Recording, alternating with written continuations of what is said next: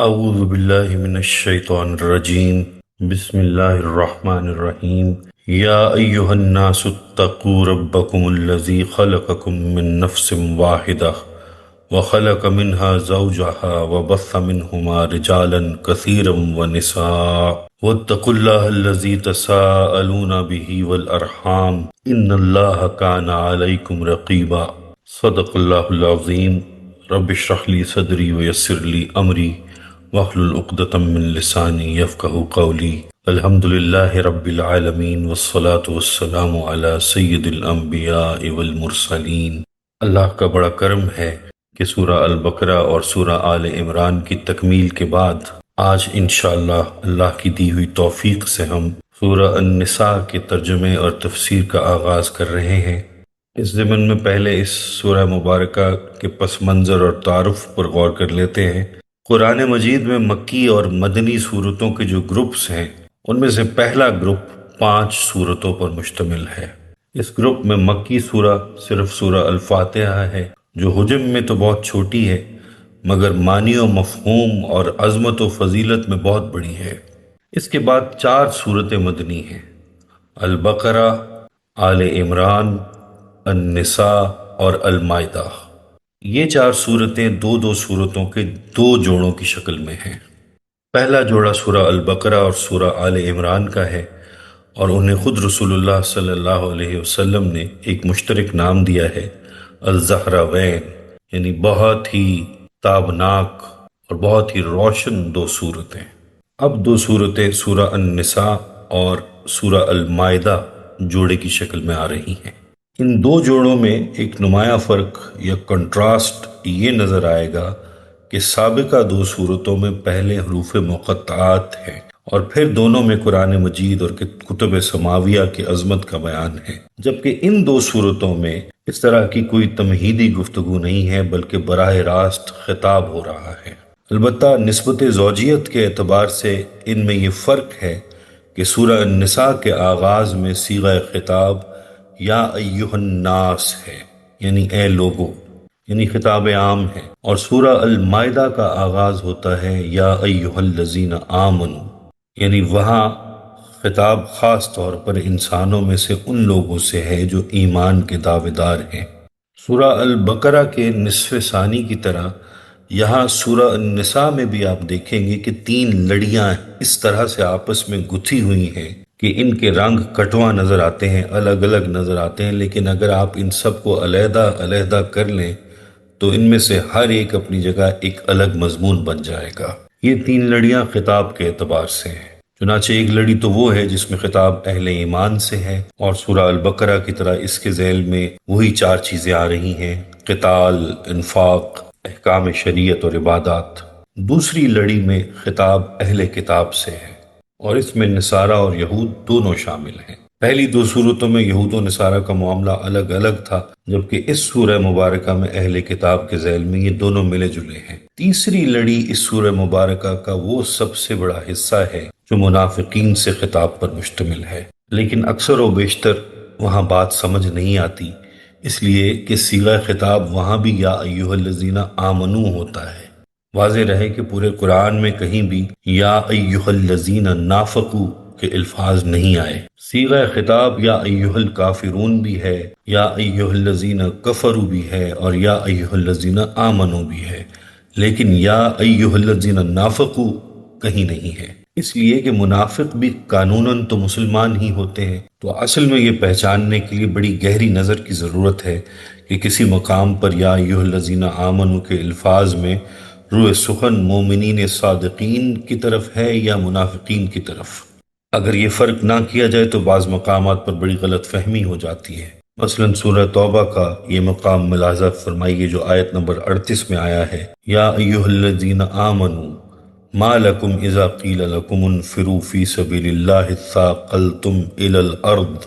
آیت نمبر 38 کا یہ حصہ ہے۔ اے اہل ایمان، تمہیں کیا ہو جاتا ہے جب تمہیں کہا جاتا ہے کہ نکلو اللہ کی راہ میں تو تم زمین میں دھستے جاتے ہو۔ اس انداز تخاطب سے ایک عام سوء ظن پیدا ہو سکتا ہے کہ یہ شاید عام مسلمانوں کا حال تھا، حالانکہ اس طرز عمل کا مظاہرہ مسلمانوں کی طرف سے نہیں بلکہ منافقین کی طرف سے ہوتا تھا، اور وہاں یہ عام مسلمانوں کا نہیں منافقین کا مسئلہ تھا۔ چنانچہ روح سخن منافقین ہی کی طرف ہے۔ مومنین صادقین تو ہر وقت کھلے دل سے مال و جان کی قربانی کے لیے آمادہ رہتے تھے۔ تو اصل میں دیکھنا یہ ہوتا ہے کہ کس آیت میں روح سخن کس طرف ہے۔ منافقین سے خطاب کے اعتبار سے یہ سورہ مبارکہ اہم ترین ہے۔ سورہ البقرہ میں تو کہیں لفظ نفاق آیا ہی نہیں۔ یہ حکمت خداوندی ہے کہ اس مرض کو پہلے چھپا کر رکھا اور اس کی صرف علامات بیان کر دی کہ جو کوئی بھی اپنے اندر ان علامات کو دیکھے وہ متنبہ ہو جائے اور اپنے علاج کی طرف متوجہ ہو جائے۔ لیکن جو لوگ اس طرف متوجہ نہیں ہوتے تو معلوم ہوا کہ ان کو اب ذرا آیا کرنا ضروری ہے اور بات ذرا کھلے انداز سے کرنی پڑے گی۔ چنانچہ سورہ آل عمران میں ایک تو جگہ نفاق کا لفظ آ گیا، لیکن اب یہاں سورہ النساء میں سب سے بڑا حصہ منافقین سے خطاب پر مشتمل ہے۔ لیکن یاد رہے کہ جہاں بھی ان سے بات ہوگی یا ایھا الذین آمنو کے حوالے سے ہوگی، اس لیے کہ ایمان کے دعوے دار تو وہ بھی تھے۔ منافق وہی تو ہوتا ہے جو ایمان کا دعویٰ کرتا ہے مگر حقیقت میں ایمان سے دور ہو جاتا ہے، چاہے وہ شعوری طور پر منافق ہو چاہے غیر شعوری طور پر۔ سورہ النساء کا زمانہ نزول چوتھی اور پانچویں سنہ ہجری ہے، یعنی مدینہ منورہ تشریف لانے کے چوتھے اور پانچویں سال کے دوران یہ سورہ مبارکہ نازل ہوئی۔ اس سے پہلے غزوہ بدر، غزوہ احد اور غزوہ احزاب ہو چکے تھے۔ اس زمانے میں حضور اکرم صلی اللہ علیہ وسلم کے 3 کام تھے جن پر آپ سب سے زیادہ توجہ فرما رہے تھے۔ پہلا کام اس اسلامی ریاست کی نشو و نما تھی جو مسلمانوں کی مدینہ ہجرت کے بعد وجود میں آئی تھی۔ اس ریاست کو باقاعدہ منظم اور مربوط کرنا بے حد اہمیت کا حامل تھا۔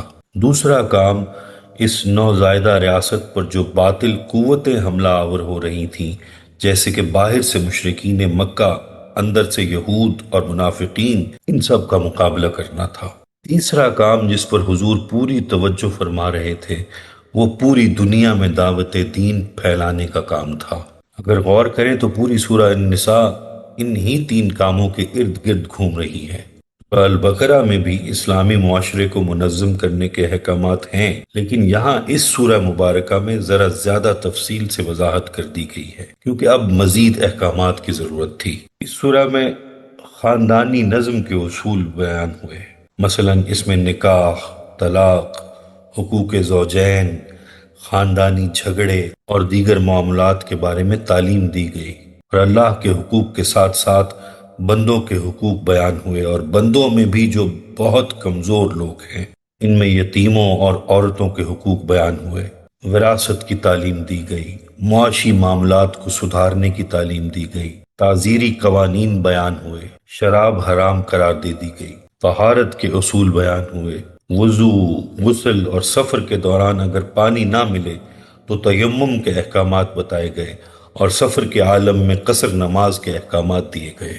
اللہ تعالیٰ کی ایک سنت ہے کہ عبادت کی تعلیم کے بارے میں فرماتے ہیں کہ یہ میرے نبی سے لے لو۔ فرمایا اقیم الصلاۃ، نماز قائم کرو۔ اب یہ نہیں بتایا کہ نماز کتنی بار قائم کرو، کیسے قائم کرو، نماز میں کتنی رکعتیں ہوں گی، کیا پڑھنا ہوگا۔ فرمایا یہ میرے نبی سے سیکھ لو۔ اور اللہ کے رسول صلی اللہ علیہ وسلم فرماتے ہیں جیسے مجھے نماز پڑھتا دیکھو ویسے تم نماز پڑھو۔ حج کے بارے میں فرمایا کہ حج کرو، مگر حج کی تفصیل نہیں بتائی، فرمایا تفصیل میرے نبی سے سیکھ لو۔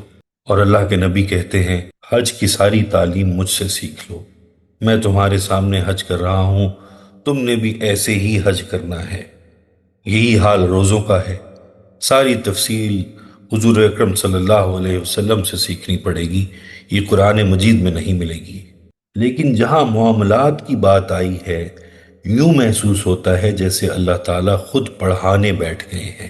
معاملات یعنی ڈیلنگز کی تعلیم اللہ تعالیٰ نے بذات خود فرمائی، اور یہ کام مکمل طور پر اپنے نبی پر نہیں چھوڑا۔ اس سے معلوم ہوتا ہے کہ معاملات دین کی اصل روح ہیں، اس لیے وراثت کے قوانین، نکاح اور طلاق کے اصول، معاہدے لکھنے کے اصول، قرض دینا کیسے ہے اور لینا کیسے ہے، اس میں تحریری معاہدہ کیسے کرنا ہے، کون شاہد ہوگا، کون کاتب ہوگا، ان سب معاملات کی تعلیم خود اللہ تعالیٰ نے قرآن میں دے دی ہے۔ ایک بات اور نوٹ کر لیجئے کہ پہلے گروپ کی ان 4 مدنی صورتوں میں 2 مضمون متوازی چلتے ہیں۔ پہلا مضمون شریعت اسلامی کا ہے اور سورہ البقرہ میں احکام شریعت کا ابتدائی خاکہ دے دیا گیا، جبکہ شریعت کے تکمیلی احکام سورہ المائدہ میں ہیں۔ ان صورتوں میں دوسرا مضمون اہل کتاب سے خطاب ہے اور وہ بھی تدریجاً آگے بڑھتے ہوئے سورہ المائدہ میں اپنی تکمیلی صورت کو پہنچتا ہے۔ چنانچہ اہل کتاب سے آخری اور فیصلہ کن باتیں سورہ المائدہ میں ملتی ہیں۔ ان تمہیدی کلمات کے بعد اب ہم اس سورہ مبارکہ کا مطالعہ شروع کرتے ہیں۔ پہلی آیت مبارکہ میں فرمایا جا رہا ہے، یا ایھا الناس اتقوا ربکم الذی خلقکم من نفس واحدہ، اپنے اس رب کا تقوی اختیار کرو جس نے تمہیں ایک جان سے پیدا کیا۔ دیکھیے، معاشرتی مسائل کے ضمن میں گفتگو اس بنیادی بات سے شروع ہو گئی ہے کہ اپنے خالق و مالک کا تقوی اختیار کرو۔ وَخَلَقَ مِنْهَا زَوْجَهَا، اور اسی سے اس کا جوڑا بنایا۔ نوٹ کیجئے کہ یہاں یہ الفاظ نہیں ہیں کہ اس نے تمہیں ایک آدم سے پیدا کیا اور اسی آدم سے اس کا جوڑا بنایا، بلکہ نفس واحدہ، ایک جان کا لفظ ہے۔ گویا اس سے یہ بھی مراد ہو سکتی ہے کہ عین آدم علیہ السلام ہی سے ان کا جوڑا بنایا گیا ہو، جیسا کہ بعض روایات سے بھی اشارہ ملتا ہے، اور یہ بھی مراد ہو سکتی ہے کہ آدم کی نوع سے ان کا جوڑا بنایا گیا، جیسے کہ بعض مفسرین کا خیال ہے، اس لیے کہ نوع ایک ہے، جن سے 2 ہیں۔ انسان، ہیومن بینگز نوع ہیں، وہ ایک ہی سپیشیز ہیں، لیکن اس کے اندر ہی سے جو جنسی تفریق ہوئی ہے، سیکشول ڈفرینسیشن، اس کے حوالے سے اس کا جوڑا بنایا ہے۔ وَبَثَّ مِنْهُمَا رِجَالًا كَثِيرًا وَنِسَاءً، اور ان دونوں سے پھیلا دیے زمین میں کثیر تعداد میں مرد اور عورتیں۔ منہما سے مراد یقیناً آدم و حوا ہے، یعنی اگر آپ اس تمدن انسانی کا سراغ لگانے کے لیے پیچھے سے پیچھے جائیں گے تو آغاز میں ایک انسانی جوڑا آدم اور حوا کا پائیں گے۔ اس رشتے سے پوری نوع انسانی اس سطح پر جا کر رشتہ اخوت میں منسلک ہو جاتی ہے۔ ایک تو سگے بہن بھائی ہیں، دادا دادی پر جا کر کزنز کا حلقہ بن جاتا ہے، اس سے اوپر پردادا پردادی پر جا کر ایک اور وسیع حلقہ بن جاتا ہے۔ اسی طرح چلتے جائیے تو معلوم ہوگا کہ پوری نوع انسانی بالآخر ایک جوڑے آدم و حوا کی اولاد ہے۔ وَاتَّقُوا اللَّهَ الَّذِي تَسَاءَلُونَ بِهِ وَالْأَرْحَامَ، اور تقوی اختیار کرو اس اللہ کا جس کا تم ایک دوسرے کو واسطہ دیتے ہو اور رحمی رشتوں کا لحاظ رکھو۔ تقوی کی تاکید ملاحظہ کیجئے کہ ایک ہی آیت میں دوسری مرتبہ پھر تقوی کا حکم ہے۔ فرمایا کہ اس اللہ کا تقوی اختیار کرو جس کا تم ایک دوسرے کو واسطہ دیتے ہو۔ آپ کو معلوم ہے کہ فقیر بھی مانگتا ہے تو اللہ کے نام پر ہی مانگتا ہے، اللہ کے واسطے مانگتا ہے، اور اکثر و بیشتر تمدنی معاملات ہوتے ہیں ان میں بھی اللہ کا واسطہ دیا جاتا ہے۔ گھریلو جھگڑوں کو جب نمٹایا جاتا ہے تو آخرکار کہنا پڑتا ہے کہ اللہ کا نام مانو اور اپنی اس ضد سے باز آ جاؤ۔ تو جہاں آخر اپیل اللہ ہی کے حوالے سے کرنی ہے تو اگر اس کا تقوی اختیار کرو تو یہ جھگڑے ہوں گے ہی نہیں۔ اس نے معاشرے کے مختلف طبقات کے حقوق معین کر دیے ہیں، مثلا مرد اور عورت کے حقوق، رب المال اور عامل کے حقوق، فرد اور اجتماعیت کے حقوق وغیرہ وغیرہ۔ مزید فرمایا کہ رحمی رشتوں کا لحاظ رکھو، جیسا کہ ابھی بتایا گیا کہ رحمی رشتوں کا اولین دائرہ بہن بھائی ہیں جو اپنے والدین کی اولاد ہیں، پھر دادا دادی پر جا کر ایک بڑی تعداد پر مشتمل دوسرا دائرہ وجود میں آتا ہے۔ یہ سب رحمی رشتے ہیں۔ انہی رحمی رشتوں کو پھیلاتے جائیے تو کل بنی آدم، کل بنات حوا سب ایک ہی نسل کے ہیں، ایک ہی باپ اور ایک ہی ماں کی اولاد ہیں۔ ان اللہ کان علیکم رقیبا، یقیناً اللہ تعالیٰ تم پر نگران ہے۔ یہ تقوی کی روح ہے۔ اگر ہر وقت یہ خیال رہے کہ کوئی مجھے دیکھ رہا ہے، میرا ہر عمل اس کی نگاہ میں ہے، کوئی عمل اس سے چھپا ہوا نہیں ہے، تو انسان کا دل اللہ کے تقوی سے معمور ہو جائے گا۔ اگر یہ خیال رہے کہ چاہے میں نے سب دروازے اور کھڑکیاں بند کر دیں اور پردے گرا دیے ہیں لیکن ایک آنکھ سے میں نہیں چھپ سکتا، تو یہی تقوی ہے۔ اور اگر اللہ کا تقوی ہوگا تو پھر اللہ کے ہر حکم کی پابندی کی جائے گی۔ یہ حکمت نبوت ہے کہ اس آیت کو نبی کریم صلی اللہ علیہ وسلم نے خطبہ نکاح میں شامل فرمایا۔ نکاح کا موقع وہ ہوتا ہے کہ ایک مرد اور ایک عورت کے درمیان رشتہ ازدواج قائم ہو رہا ہے، یعنی آدم کا ایک بیٹا اور حوا کی ایک بیٹی پھر اسی رشتے میں منسلک ہو رہے ہیں جس میں آدم اور حوا تھے۔ فرمایا اللہ کا تقوی اختیار کرو جو تمہارا رب ہے۔ یہاں رب کا لفظ بہت بہار دے رہا ہے۔ یہ تصور کہ ساری مخلوق کا کوئی پالنے والا ہے، ان کو کسی نے پیدا کیا ہے، کوئی ان کا مالک ہے، ان کو لاوارث مت سمجھنا کہ ان پر ظلم کر بیٹھو۔ ایسا ہوا تو وہ بدلہ دے گا، وہ منتقم ہے۔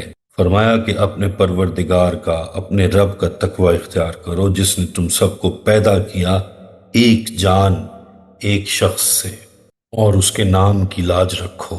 اس اللہ کے نام کی لاج رکھو جس کا نام لے کر تم رشتے مانگا کرتے ہو۔ تم اللہ کے نام پر دامن پھیلا کر رشتے مانگتے ہو، رشتے جوڑتے ہو، نکاح کے بندھن باندھتے ہو، اور جب نکاح ہو جاتا ہے، بندھن بندھ جاتا ہے تو بھیڑیے کا سا برتاؤ کرنے لگتے ہو۔ اللہ کے نام پر رشتہ کیا ہے تو اب اللہ کے نام کی لاج بھی رکھو، اس اللہ کے نام پر رشتے کو نبھاؤ۔ ایسا نہ ہو کہ اللہ کے نام پر رشتہ کرنے کے بعد ظلم، بے انصافی اور بے وفائی کرنے لگو، اور وہ اس بات کو معاف نہیں کرے گا بلکہ اس کا انتقام لے گا۔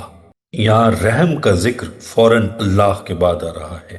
حقوق العباد میں سب سے زیادہ اہمیت رحم کو ہے۔ رحم کے رشتوں میں قریب ترین رشتہ دار والدین ہیں۔ حقوق العباد میں سب سے زیادہ جن کی اہمیت ہے وہ والدین ہیں۔ اپنی اور اپنے بیوی بچوں کی ذات سے زیادہ فائق حق والدین کا ہے، اور والدین کے بعد بیوی بچوں کا حق ہے۔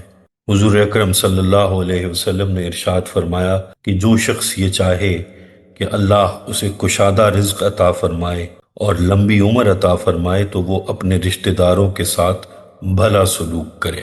اور صلہ رحمی یہ ہے کہ رشتہ دار آپ سے ٹوٹنے کی کوشش کریں اور آپ ان سے جڑتے رہیں، وہ آپ سے بدسلوکی کریں پھر بھی آپ نیک سلوک کرتے رہیں۔ آیا کسی ایسی قوم پر رحمت نازل نہیں ہوتی جس میں قطع رحمی کرنے والے لوگ موجود ہوں۔ اللہ تعالیٰ دو وحدتوں کا ذکر کرتے ہیں، ایک وحدت خود اس کی اور ایک وحدت رحم کی ہے۔ پوری انسانیت ایک گھرانہ ہے، ایک اللہ کو ماننے والے، ایک اللہ کی مخلوق، ایک آدم کی اولاد۔ اس طرح پوری انسانیت ان دو وحدتوں میں پروئی ہوئی ہے، اور یہی بات ہے جو آقا نامدار محمد الرسول اللہ صلی اللہ علیہ وسلم نے اپنے خطبہ حجت الوداع میں ارشاد فرمائی، اے لوگو، تم سب کا معبود ایک اللہ ہے، تم سب کا باپ ایک آدم ہے، تم سب آدم کی اولاد ہو، اور آدم کو مٹی سے پیدا کیا گیا۔ کسی عربی کو عجمی پر کوئی فضیلت نہیں ہے اور نہ کسی عجمی کو عربی پر کوئی فضیلت ہے۔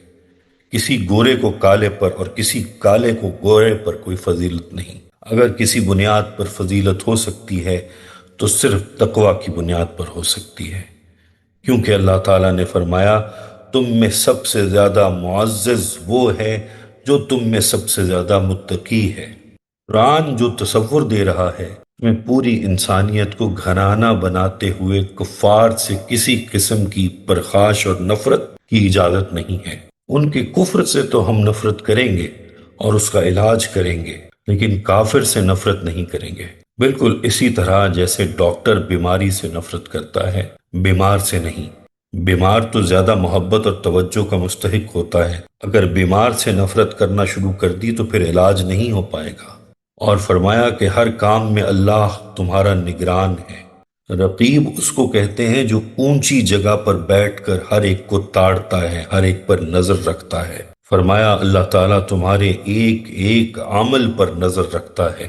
آگے آیت نمبر 2 میں فرمایا وَآتُوا الْيَتَامَىٰ أَمْوَالَهُمْ، اور یتیموں کے مال ان کے حوالے کر دو۔ وَلَا تَتَبَدَّلُوا الْخَبِيثَ مِنَ الطَّيِّبِ، اور اپنے برے مال کو ان کے اچھے مال سے نہ بدلو۔ وَلَا تَأْكُلُوا أَمْوَالَهُمْ إِلَىٰ أَمْوَالِكُمْ، اور ان کے مال اپنے مالوں میں شامل کر کے ہڑپ نہ کرو۔ إِنَّهُ كَانَ حُوبًا كَبِيرًا، یقیناً یہ بہت بڑا گناہ ہے۔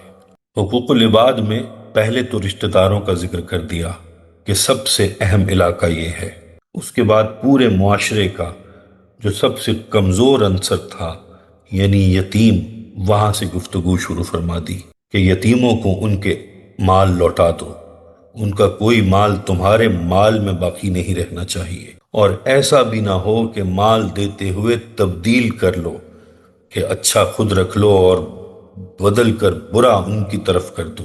فرنیچر ہے تو اس کے حصے کا اچھا اپنے پاس رکھ لیا اور برا اسے دے دو۔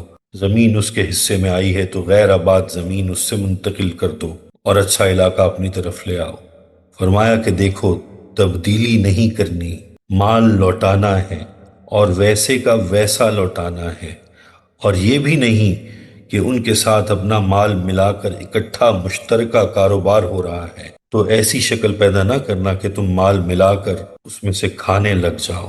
فرمایا کہ نہ تو مال تبدیل کرنا ہے، نہ ہی ملا کر کھانے کی کوشش کرنی ہے، اور نہ کسی شکل میں مال کا کوئی حصہ اپنے پاس باقی رکھنا ہے، سارے کا سارا لوٹا دینا ہے۔ یتیم کا مال کھا لینا بہت بڑا گناہ ہے، یہ بہت بڑی مصیبت ہے جو تم پر آن پڑے گی۔ اب یتیموں کا ذکر کرنے کے بعد اگلی آیت میں یتیم بچیوں کا ذکر ہوگا، تو ہم انشاءاللہ اگلی نشست میں مطالعہ کریں گے۔ بارک اللہ لی ولکم فی القرآن العظیم ونفعنی وإیاکم بالآیات والذکر الحکیم۔